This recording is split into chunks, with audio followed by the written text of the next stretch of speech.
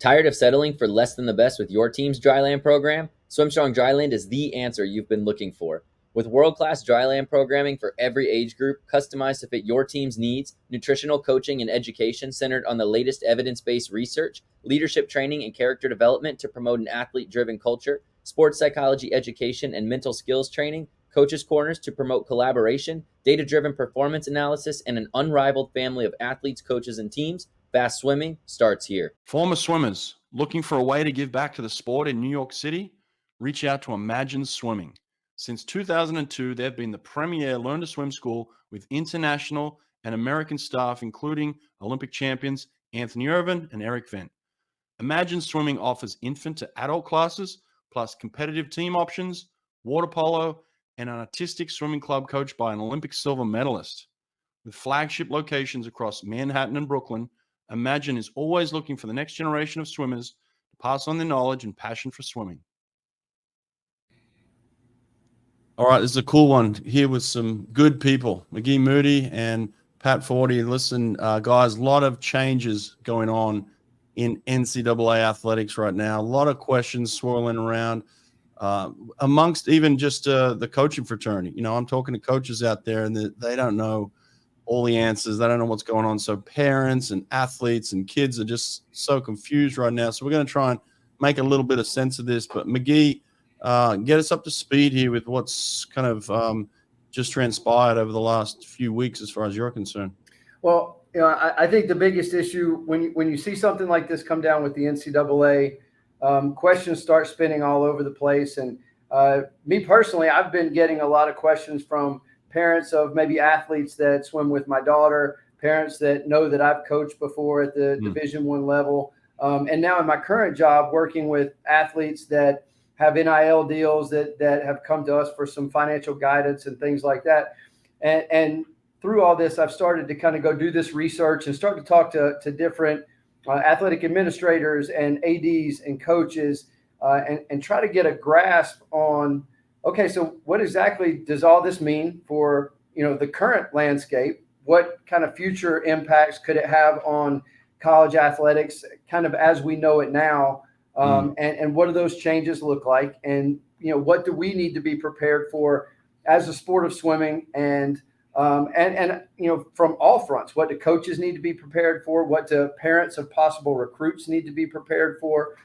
So, you know, that's kind of what's stepped me into this. Yeah. And the information that started to come out of it has been very interesting. You know, getting to pick the brains of these athletic directors that are having to deal with this on the front lines. I mean, these guys have got some major changes coming down the pipeline. They got 12 months to figure it out. Yeah. And I had one of them, I'll quote him. He said the other day, one of the biggest problems is we know what we don't know. It's not we don't know what we don't know, but we know what we don't know. And it's almost a mad scramble right now to figure it out. But Pat, I know you've done a lot of research into this. Can you talk a little bit about what the actual NCAA settlement means and kind of how that impacts the current landscape? Yeah. I mean, it is a landmark settlement if it is accepted by the judge. But to your point, nobody is sure what exactly it's going to look like when the rubber hits the road here. But we're looking at a $2.8 billion settlement that's been proposed. That's billion with a B, that will put money in the pockets of athletes, past athletes from 2016 on, but also present and future athletes. And the cash outlay from the schools to pay for this, in addition to the NCAA paying for it, but each member school is going to probably be putting out $17 to $22 million a year for the foreseeable future, probably for 10 years. And that money's got to come from somewhere. Now, where that's going to come from, who's going to get it specifically, and where it's going to come from, those are still great unknowns. I was just at SEC spring meetings, and I've talked to Charlie Baker with the NCAA, the president, and they're still not sure exactly what the shape and form this is going to be in. But what it's generally going to mean, obviously, is a major, huge new expense item for every power conference school and even for the non-power conference schools throughout Division I. who are being tasked with paying for this, and they've got to come up with that money somewhere. So there's going to be belt tightening. There is going to be quite likely, reductions in support for athletes, and the Armageddon scenario. And I think it's probably going to be realistic for some schools, is there's going to be sports that get dropped. And we know, we all love swimming here, but we know where swimming is on the hierarchy. There's a lot of athletic directors who would like to get rid of swimming because it's a fairly expensive sport that doesn't bring in a lot of revenue. It brings in great people to your university, but pool maintenance and the costs there outweigh what revenue is brought in. So the swimming programs, I think, out there are kind of girding for where this is headed.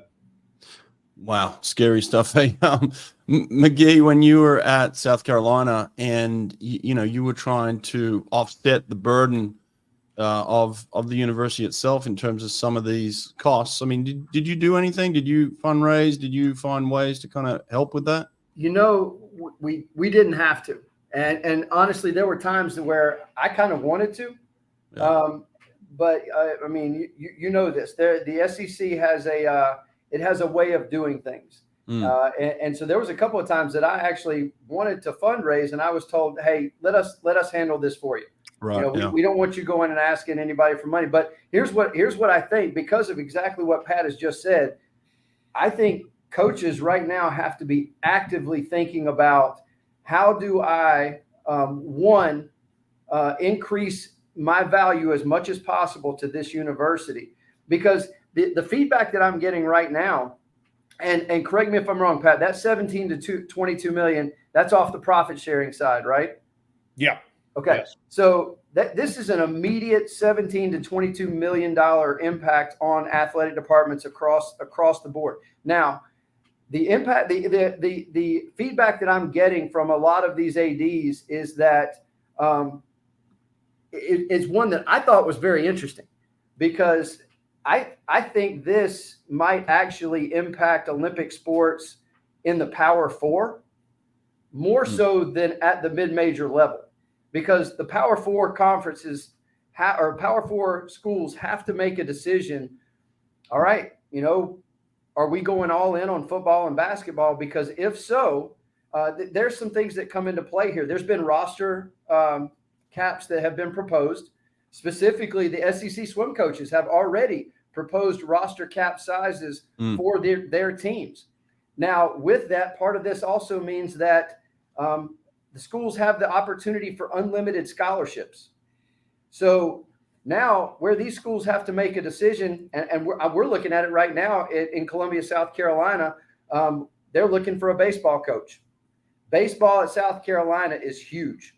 Well, up until now, baseball is not necessarily a fully funded sport. Well, if South Carolina makes the decision to go all in on baseball, which they very well might, you may be looking at, maybe a 35-person roster on a baseball team, and all of them being available for full scholarships. Now, those have to come from somewhere, right?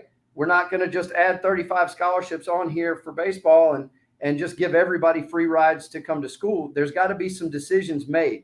And I agree with Pat. I think at the top tier programs, they're going to have to make some decisions on what sports outside of football, basketball, and really just those two, what are going to be their focus, right? Yeah. And so there will be some sports that I think will be cut. I think that's decisions that have to be made too. And I think this goes to college coaches, and Brett, you remember how it works in the SEC. We've got to be able to show those ADs, this is what we're bringing to the table. This is what our value is to, Auburn or South Carolina or Georgia or Florida, and then we've got to be able to sell our program to the administrators, letting them know that there's value here. But there are some tough decisions that are coming down the pipeline sooner rather than later, to be honest. Pat, there's a swimmer's name on this one. Grant House. Grant House put his name to this. I don't know if now he's looking back thinking that was a good decision at the time. Maybe he regrets that in terms of the impact that this could actually have on swimming in the end. tell us, maybe just jump in his mind for a second, and you know the background of this, but why would he put his name to this? What were they trying to achieve originally, and then where do you think it ended up? Yeah, I mean, it is interesting and perhaps ironic that Grant House, who I don't know if you guys know him, he's a great guy. I mean, great kid. Yeah, great personality, loves swimming to the nth degree, big supporter of the sport. Right. But yes, the irony could be that he is the named plaintiff on something that could endanger swimming programs at the college level. I've talked to him a little bit. He doesn't want to talk publicly about this, until after he's done with his swimming career, which he's hoping to go to Paris. He will be at the Olympic trials next week. We'll see where it goes for him. But eventually, we'll kind of get inside his mind maybe a little bit more about what he was thinking. I think originally, and this was explained to me, that, that there is a parent who's adjacent to the ASU swim team. He's swimming at Arizona State, who's a lawyer who wanted to get involved in this, and they were looking for somebody to put their name on it, and it ended up being Grant. And I think he's a guy that's like, hey, athletes deserve a cut of the revenue that's out there. These, tens or hundreds of millions of dollars. But when you cut in the athletes, you probably have to cut out something else, and so that's kind of where this has gone from that standpoint. And I mean, we will see. And McGee mentioned that the challenge will be for swimming programs to demonstrate their worth to an athletic department, to show that, they can contain costs while still contributing. You can, whether it's just through achievement, whether it's through academics, whether it's, again, through bringing really some great students and people onto campus wherever they are. But there's going to be, I think a little bit of a imperative for swimming as a whole to rally around itself and sell itself, so to speak, as a viable commodity. And that goes to USA Swimming, the USOPC, I think, need to be involved in helping support these programs. You mentioned track also, that, could be one where people are saying, do we really need that track team, or do we need our track team to be that big? We'll see about that. And that's one thing, actually, to McGee's point, scholarship roster limits, we could be seeing fewer swimmers, but we could be seeing more scholarship money for those swimmers. So there's give and take there that, it's going to have to be sussed out. Again, so much we still don't know, but that's kind of what we're looking at. What's the timeline, McGee, in terms of getting a little bit more clarity just up front on this? Have you heard anything there? I think from the administrators that I've talked to, there's still a lot of unknown, and every day they step into it and they are constantly asking questions and trying to figure out, Pat said you were down at SEC meetings last week, and some of the feedback that I had gotten from down there was that there was a lot of ideas floating around, but the underlying theme was, these are great ideas, but where's this money coming from? And a quote that I heard that a friend of mine who's administrator of South Carolina, I was on the phone with him the other day, and he told me, he said, the SEC doesn't have a money problem. We have a spending problem. Right. And he said, we've got to learn how to rein that in. And I'm sitting here, I'm watching it right now. I talked about the South Carolina baseball program. Well, we're in the process currently of looking for a head baseball coach here. And I've heard numbers floated from $1.2 million to $2 million to go get the next baseball coach. And I think that the common theme, the idea, the mindset has become, not only with athletic departments themselves, but with fan bases and, just across the country, the perception is this is monopoly money that they're playing with. The numbers that they're talking about are just astronomical. And my running joke is, when I was coaching, I once got brought up on an NCAA violation for providing cream cheese with bagels because it made it a meal instead of a snack. and I got dinged with a violation. And you now, were on, okay. Yeah, you deserve that. And now, we're handing out, 6-figure, 7-figure offers to, obviously not currently through the universities, but through collectives and things like that, to these athletes who are being paid. And recruiting has changed. And I think part of the problem is athletic departments and universities themselves have to rethink how they view this money, because it is lighted on fire and send it out the door as quick as it comes in.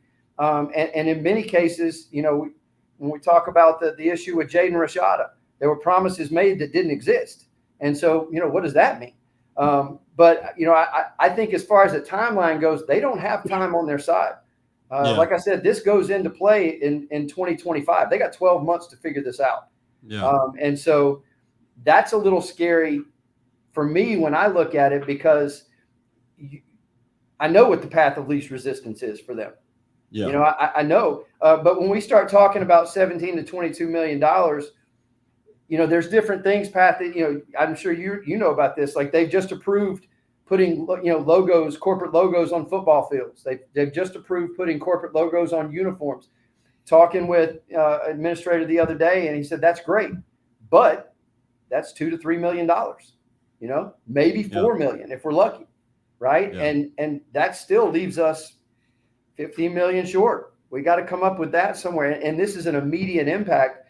And so they're trying to get as creative as they can to overcome this gap that is being immediately put in front of them.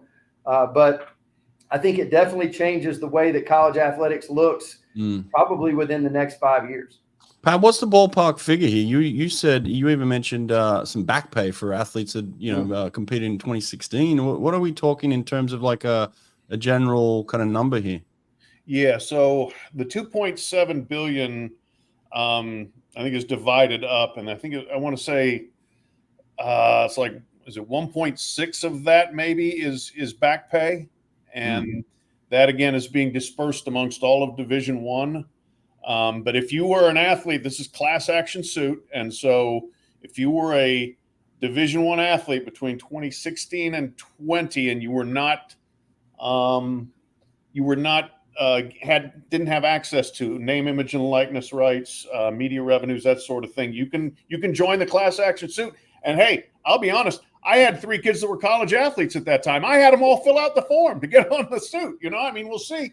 Now, they were swimmers, so they weren't ones that were bringing in television revenue, but I had one who was an All-American at Georgia, and one was an Olympian and an All-American at Stanford. Maybe they'll get a little bit out of this, but that's anyway. The football and basketball players primarily from back in the day are going to get the money, but we don't know, Brett, to your point, how who gets how much. They may, because people saying, well, Title IX means that they have to pay the women. Well, does Title IX apply to opportunity or to compensation, or both? And so we're still all waiting for the courts to make a decision on that, and that could take 4 or 5 months. And then to McGee's point, you start figuring out, okay, this is how we're going to pay the back damages, and then by September 2025 we got to start paying everyone on our campuses who's an athlete, or not everyone, but a lot of them.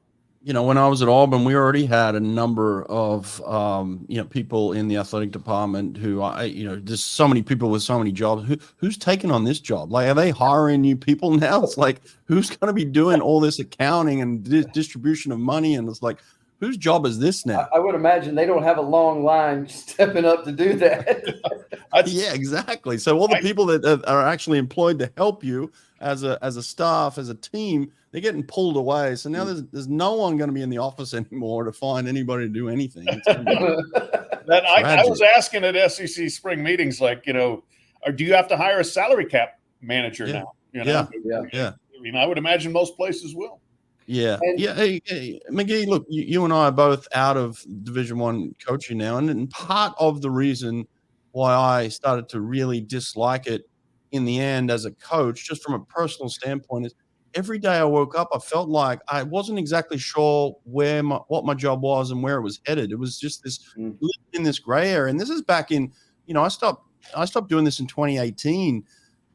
Here we are in 2024, and it's still the same thing. It's like, Pat's talking about maybe 4 months, maybe 12 months. Like, imagine waking up every day and not knowing what your job is and where it's going. It's like the stress that adds on to coaches and staff and families. It's it's untold in terms of the pressure that these coaches are under, right? There was enough within the job description of coaches before, Right. and even from football coaches are especially in the SEC super high profile. Everybody evaluates every word that they say, every move that they make, every golf swing that they perform in the offseason. Mm-hmm. They're constantly under the microscope, and their job is literally evolving daily. I mean, to the point where I'm not sure there's recruiting anymore. I think an athlete walks into the room and says, "This is what I think my value is. Are you willing to pay it?" And if you are, okay, let's talk. If you're not, then we're done here. And that's entirely different. And that's, don't get me wrong, that's not the case at the swimming level. We all understand that. That's what worries me a little bit is swimming still holds that scholarship in high value. It is a college sport at the purest form. Being able to secure free education through this opportunity that is swimming still has immense value. If that goes away, it greatly damages the sport and the opportunity within the sport. But to talk a little bit, one of the things I spoke with the Toledo AD, Brian Blair. He's a friend of mine, and Brian used to be at the University of South Carolina. He was in compliance there when I was coaching, and super great guy, super administrator, got a super sharp guy. We were talking yesterday, and he said, top to bottom, administrators we have to make decisions. And he said, from a mid-major standpoint, he said, we don't have to necessarily put all our eggs in that football or basketball basket. He said, somebody might decide, hey, we're going to be a soccer school. Somebody might decide, hey, here at Toledo, we're going to put forward the best women's swimming program that we could possibly stack together. Those are the decisions, and I think that's where you're going to see that landscape shift. For if three teams cut swimming, you're going to have one team that goes, hey, this may be our opportunity to go all in on this. And he brought up a great point. Enrollment in mid-major universities across the board, just the general student population is down. Yeah. So for mid-majors, a big draw for them is going to be these programs that bring in swimming almost and this is Brian's words, not mine. Swimming almost becomes a revenue sport at a mid-major because you have so many that are coming in that are actually paying tuition and paying for books and and they're coming in and there's more money brought in by swimming than there may be for a women's basketball program. And so he said, some mid-majors got to make some decisions here. So does that mean that there may be a shift? Like, if there's going to be a lot more stress on the Power Four to focus on football and basketball, does that open up doors for the UNCWs of the world and Bobby Genturo or Toledo or some of these mid-majors that might dive all in on swimming? Yeah. Interesting. What about the top end of this? The Bob Bowmans of the world who just went to Texas, with the deepest of pockets, and it seems like that might be a really good decision now. All of a sudden, where it's like, hey, this guy could go all in and kind of run the table here, couldn't he? Yeah, I think that's a good point. That the highest resource schools are going to have an advantage here. The ones that can afford to make these payments and then over and above, right? So 17 to 22 million is the cap, but then you can still have outside NIL, and they'll do that for football at Texas. They'll still ring up tens of millions, I would think, in NIL stuff for football, basketball, whatever down there. But yeah, the places that have had some historic success and still want to be good in those sports. And Texas wants to be good in like everything. They only have 21 sports. So it's not like Ohio State with 36 or Stanford with 38 or whatever, but what they have, they want to be good in, and they've got a ton of money and a lot still coming in from more money now coming from the SEC when they're in that league. So the high end schools that have a lot of revenue and want to be good at a lot of sports are going to still they're probably going to be able to even further distance themselves from others, like in Arizona State, where they have financial issues of significant manner. Right. What about the other side of this, Pat? You know, it used to be in the past few years where you'd have basketball players come in, you know, the one and done type thing, and football players could leave early and get these decent contracts in the NFL and things like that. Is this now becoming competitive enough where they'll stay in college longer? Yes, it is. Yeah, Brett, that we've seen. Michigan won a football national championship in part because they got a lot of guys to stay in school who probably could have gone pro and gotten drafted in mid to late rounds, but they stayed because they were going to get nice NIL paydays, and they won a championship. Ohio State has built its 2024 team on the exact same model, except they've gone out and gotten a lot of transfer kids that they're paying money to too, but they've also kept a number of guys who could have been draft picks because they're making a good living there. And I think you can look at it certainly from an NFL standpoint and say, you know, if you're outside of the top 2 rounds, you're not guaranteed to make a roster. You may not, but you are guaranteed if you're a star in college. Hey, I can make $500,000, I can make $1 million, and I can stay on campus and we can win a national championship, and I can maybe make myself better for next year's draft. So that's definitely a dynamic that we're seeing coming into play. Dang. Pat, I got a question real quick. So you were talking about Ohio State and some of these schools that sponsor a ton of sports, and specifically you said Texas sponsors 21, which for all intents and purposes is not one of the over-the-top athletic department that just offers rifle and rowing and everything under the sun. Do you see there being any scenario where when this starts to flesh out, are there going to be some push from conferences or specific schools towards the NCAA to possibly drop that mandated number of schools to, say, Division I? That's already been underway. Yes, schools have definitely, and I don't know whether specific conferences have, but schools certainly have raised the issue of, you know, we only want to sponsor 14 sports instead of, I don't know, is the number 16 or what the minimum is. And, you know, that's definitely been floated, discussed. So far, there hasn't been an appetite for it. But again, in this new era where you're looking to find money somewhere, don't rule it out. I think that's when you're going to see the axe fall. If they say, hey, the NCAA will allow us to go from 17 to 14, 17 to 13, I think it's going to happen so fast our head spins.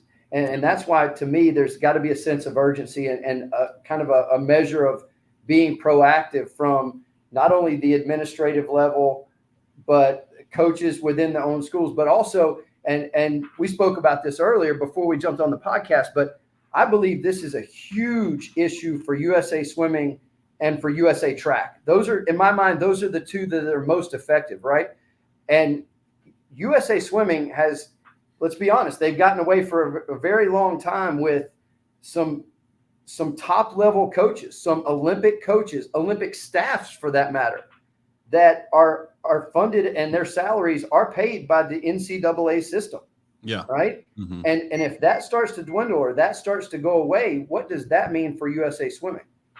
Yeah, I mean, I think that's a huge kind of underlying issue that I think some people recognize, but we'll see how much they recognize it. You know, it's like, I mean, the United States really likes to win and come the Olympics, like in Paris. They're going to want to win. And it will be interesting from a swimming standpoint because we may not win like Americans are used to seeing. And then, wait, what happened here? Wait, well, maybe you better fund your college programs a little bit. Don't get Brett started on that. He's Listen, I'm from Australia. They like to win too. Everybody likes to win. Eventually, you know, people start hating to lose, you know, and so they're all figuring it out. Pat, let me ask you this. There's always been rumors and innuendo of kind of like money under the table when it comes to college sports. With all the noise and the messiness that's going on, money being thrown around, where's the potential for some of that underlying, you know, grubbiness to kind of come in here? Can that be at play as well? Underlying grubbiness could be like a great title to a book on NCAA athletics, right? Over the last 50, 60, 70 years. Yes and no. I mean, one good thing about the whole NIL situation is everything that was going on under the table is, well, not everything. A lot of it's now above the table. Okay. The problem the NCAA has is they've quote unquote legalized a lot of this, but they still are trying to thread this needle of, yeah, the players can get money, but it can't be pay for play. It can't be an incentive just to come to our school. Well, yes, it is. That's what it is. That's what it was when it was under the table. That's what it is above the table. They can't enforce the rules against that. So they've just kind of got to drop the charade here, I think. But as long as it still exists, those rules are on the books, then yes, the underlying grubbiness is there. It's not even underlying, though. It's right in front of everybody. People are getting paid $1 million to go to school X to play football or basketball, and they're getting paid up front, not for what they've done when they got there, and not for any name, image, or likeness they have established after getting there. They're getting paid up front. So I think the NCAA is completely fighting a fool's errand here in trying to still maintain we will not allow pay for play sort of standpoint. Is there a potential for any competitor to come in and take away from, like, the NCAA has a stranglehold here on college athletics? Is that going to remain, or is there potential for someone to come in and say, we're going to start something different? You want that, McGee? I've got thoughts on that one. Well, I think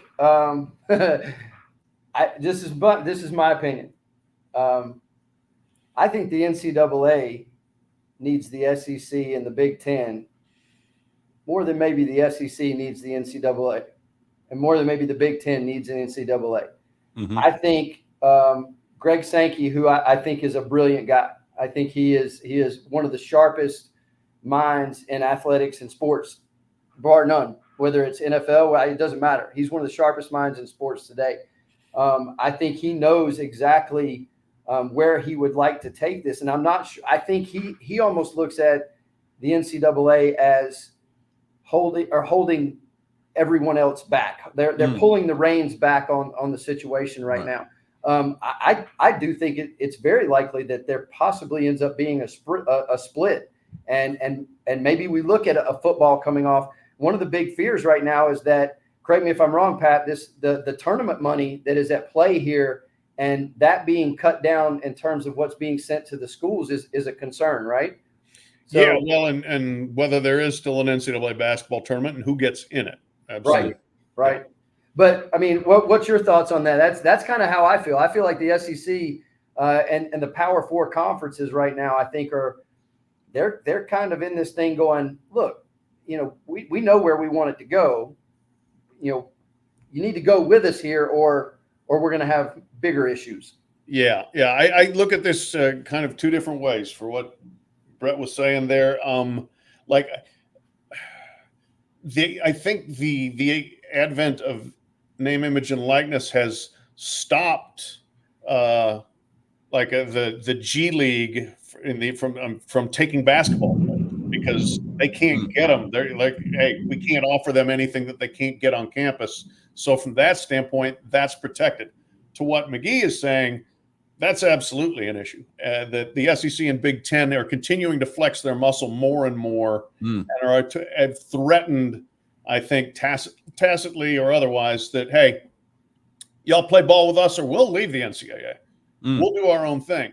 And there are some people that would love to see that happen, because then they think that we may get back to something that's quote unquote more like college athletics. The problem, what we would lose, is the NCAA basketball tournament, which I think is the best thing there is in college sports, because you wouldn't have all the small schools having access to a tournament if just the SEC and Big Ten go and do their own thing, or the other power conference teams go with them.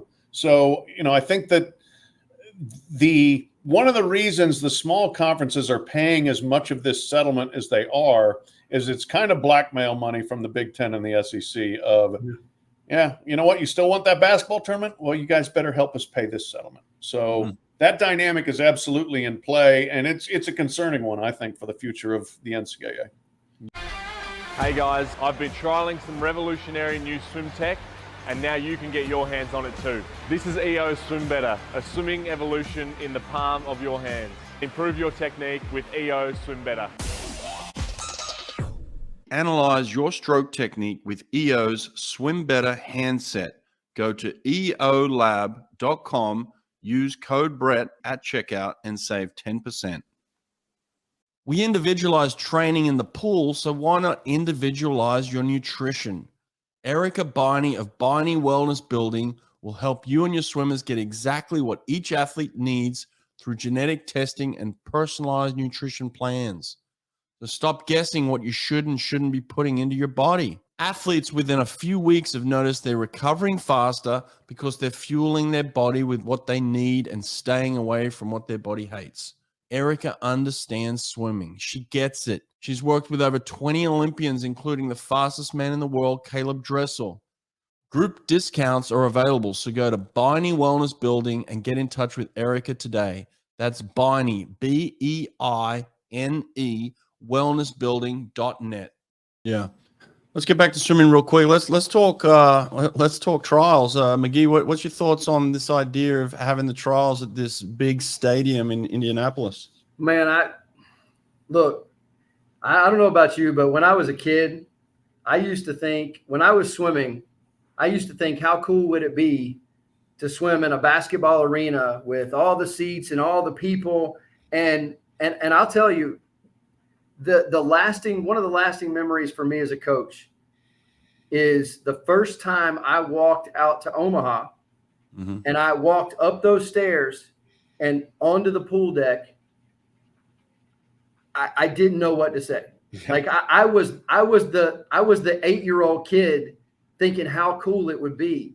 And I've got my, there's some swimmers from my daughter's club team here who are making the trip out to Indianapolis. And I was telling their parents the other day, I said, I can't even put into words how great the experience is. I said, I can't imagine what I never got to swim in an environment like that, but I got to coach in that environment. And I just remember thinking, man, this is incredible. Well, now we've graduated now from a basketball arena to Lucas Oil Field. And I'm looking at pictures of this thing and I'm like, wow. Pat, you're there. You're out there, right? I was there about like a few hours before we started taping this. I was in the stadium. Yes. And wow. It blows your mind. It really does. I mean, and to McGee's point, for those of us who have been around swimming a long time, you go from a little pool, then you're in a slightly bigger pool and slightly bigger. And then all of a sudden you're in a basketball arena. You're thinking, my God, it can't get any bigger than this. And then all of a sudden it does. Yeah. And it's incredible. The thing I said, it's so big, you can't even smell the chlorine. Wow. I mean, it's just such a massive edifice that even sitting there 20 rows, 15 rows up, you can't smell the pool. That's one weird thing about it, but it's going to be a spectacle for sure. What do you think? You've stood on the deck, and your daughter is obviously world-class swimmer herself, was. So in terms of like any advice for a swimmer who's going to walk into that environment, McGee, you're the same, you've been there. So it's like, what advice do you give someone like that who's going to walk into that environment for the first time and try and actually compete and perform, Yeah, I mean, that's a good question. I think I would fall back. Look, this is Indianapolis. This is Indiana. This is the home of Hoosiers, the famous movie, where the small school team goes into Hinkle Fieldhouse, and one of the first things they measure the baskets. They see 10 feet, just like at home. Measure the pool, it's 50 meters, just like at home. It's the same. It's water, It's water in a bigger environment, but it's still, you go in and do your thing. Now, there is absolutely going to be some culture shock for everyone. I don't care. Katie Ledecky's going to walk in there and go, whoa, because it's just so big. Yeah. But, that's why you get there early and you go through it all and you experience it all, and then you can kind of try to shrink it down to a swim meet. Yeah, good advice. McGee, what about you? What do you think? So I used to, it's the same exact thing Pat just said. Like we used to take our team out 4 days early, and I would tell our athletes, day one, allow yourself to be overwhelmed. Allow yourself to take it all in. Allow yourself to stand on the end of the pool and just look in every direction. And it's okay to feel butterflies and to feel nervousness. And then I would do exactly what Pat just said. Day two, I would go, this pool is 50 meters, exactly the same as we train every day. That water is just as wet as our water is. And we're going to move through it just as fast as we move through it at home. And you give yourself time to acclimate to that quote unquote overwhelming environment.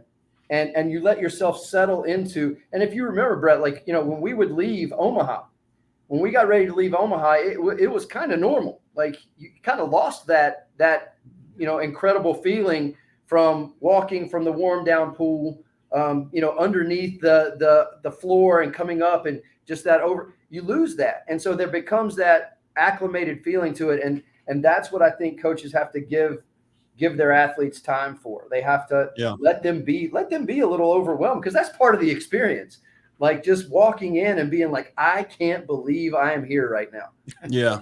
That's part of that experience. That's what you remember literally for the rest of your life. You remember that feeling. I remember it as a coach. Yeah. Right. Like, so I think that's the main thing is being able to really dial them into letting them be excited, but then helping them to understand this is a pool just like the ones we swim in every day, and just go do your thing. Your race strategy does not change because we're in a football stadium. Not at all. We're going to hit the same split, same stroke count, same kick count, everything. So, well, I'll go even one step further than that, because I had an experience in Sydney, my home Olympics, walking out into the crowd. I didn't swim until day 6 of the 50 freestyle. So I experienced the crowd. Day 1, the Australian team swimming over the top of the Americans and winning that 4x1, one of the greatest relay swims in history. I was there on the pool deck, so I experienced the competition and the crowd and all of it. But here's something that really hit me on the day that I competed. When it's your turn, right? Like, you're in that ready room and you walk out with 7 other people. That's it. There's 8 of you, right? And it's your moment. And the moment you walk out, the crowd erupts, right? There's roar, there's cheer. That thing took my breath away. I could not prepare for that for any moment for the first 6 days of it took my literal breath away, because I think what you experience is, we all experience expectation, right? This expectation of performance.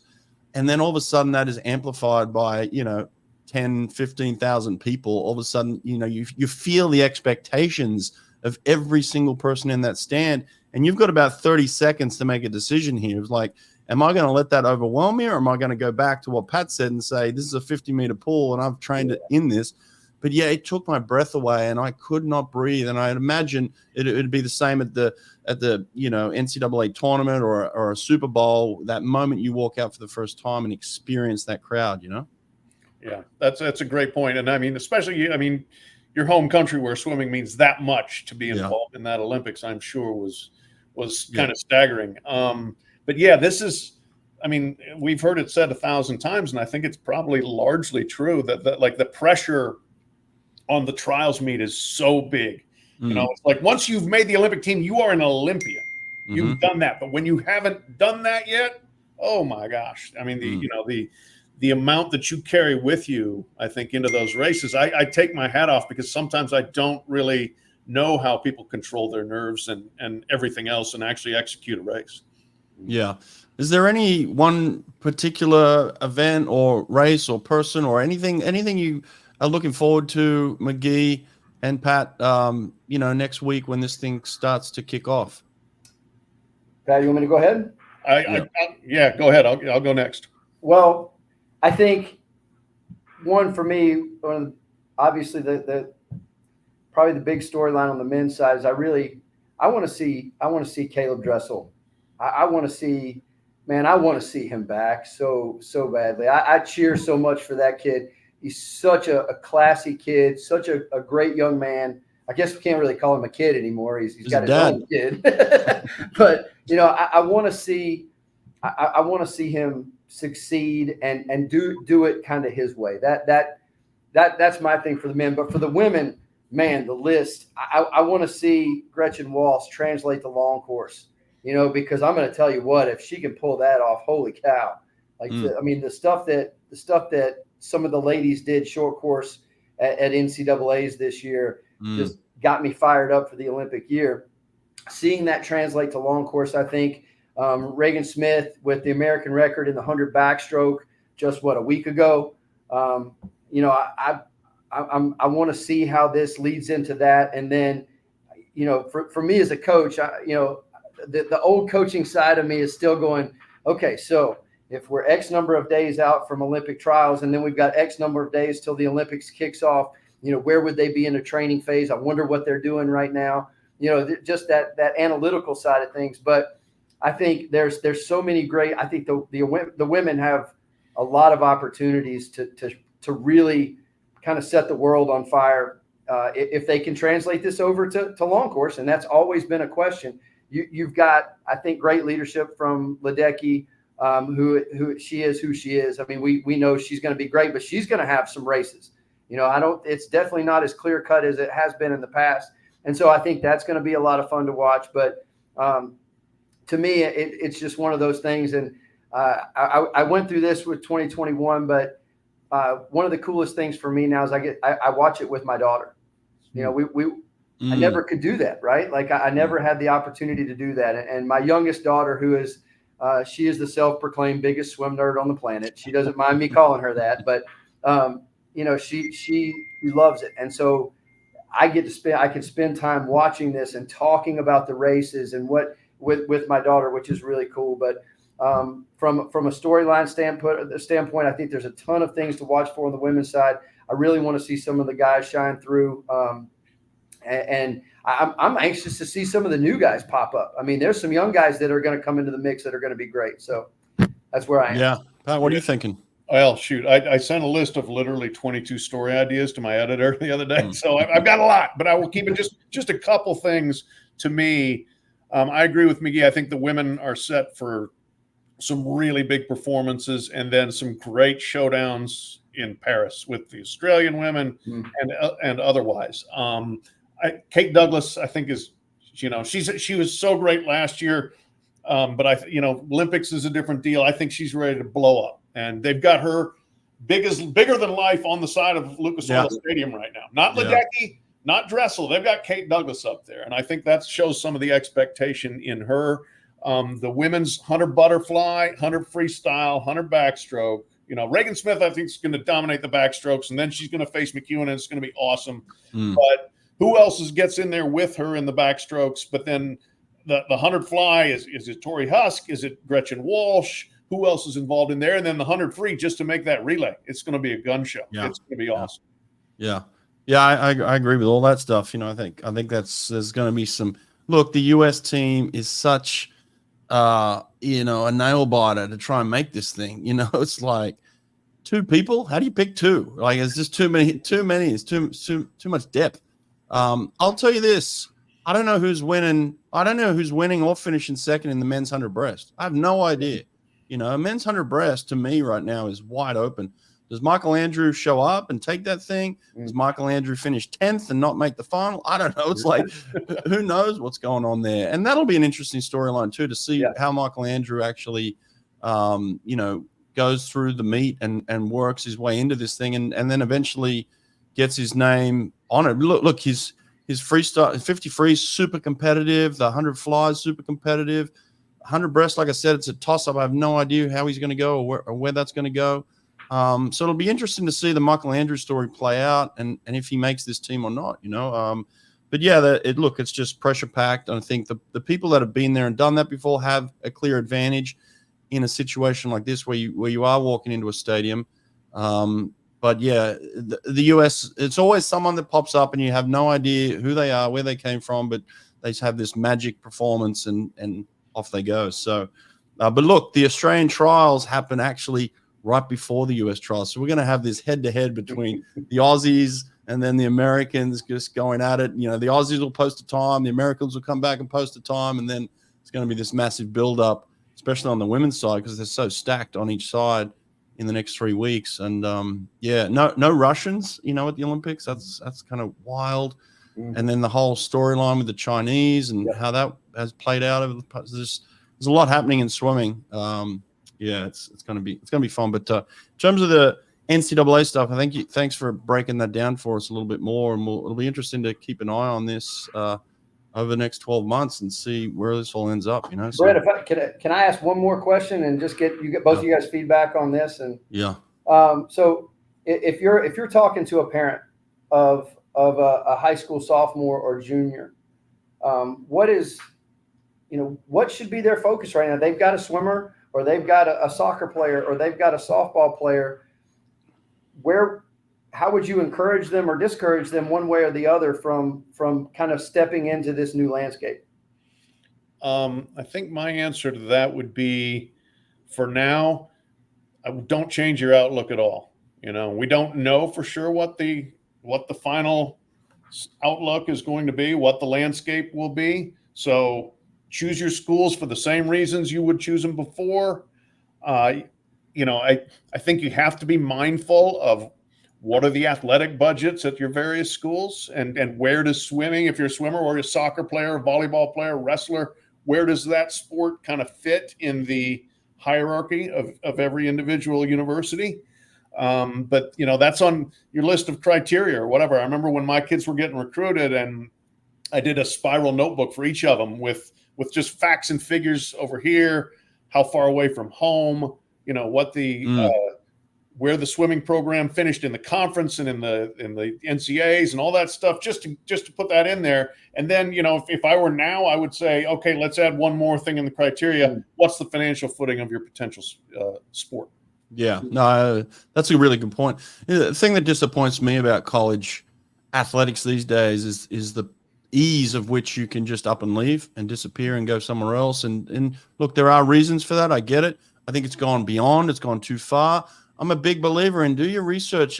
Go to the place, like Pat said, where you are going to be happy, where you can get the type of food you want, get the type of weather you want, be with the type of people you want to be, make an informed decision, be with the type of coaches, a type of program you want. Like, really research this thing and dig into it, because it really rubs me the wrong way when you don't do that. You end up in a program, you're not happy, and then you just take off. So it's like, I would love to see more loyalty in sport, and I hope that kind of comes full circle again, where we do get back to a little bit of that. And I think a lot of that just comes down to research in the end, and figuring out where you're going to be best happy. And so yeah, that would be my advice too. So but yeah, it's going to be interesting. And I hope swimming doesn't get greatly affected in the end. We all do. So we love the sport, and it's been good to us. So hopefully it stays strong. So, all right, guys, appreciate your time. Thanks a lot.